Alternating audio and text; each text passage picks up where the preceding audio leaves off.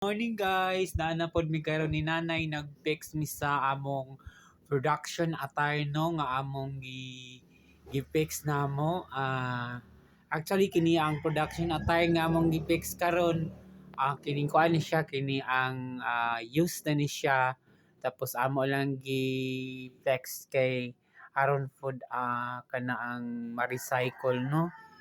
So na si nanay no, gilaay man si nanay so sa yung kabuntagon naa siya diri karon nag-flex sa kini ang kining among production attire. So muni among production attire guys no, sa use na mo ni siya nga production attires nga among gi-fix karon para pod magamit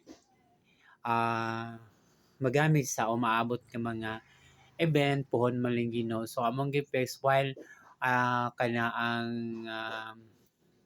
kaning dili kay mi busy. Actually wala pa ko'y event karon no, coming pa akong event. So unang nakalugar mi sa akong nanay nga kini ang atiman sa mga old nga mga gamit sa mga production namo. So kini ang kuan kining among gi-fix gikuan namo ang mga disenyo among gikuan kay uban nangatangtang. So amo siya gi-flex.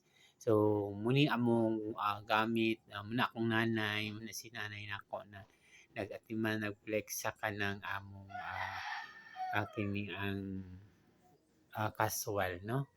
Muna siya mong casual i-fix pa na namo siya, wala pa siya nahuman.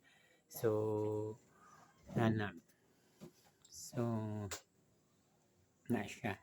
So una yang lingaw ni nanay mag-fix sa mga among mga use yung mga production attires so para po magamit pa po sa sunod na mga event kung asa mi dapat gibutang pero di sure na magamit.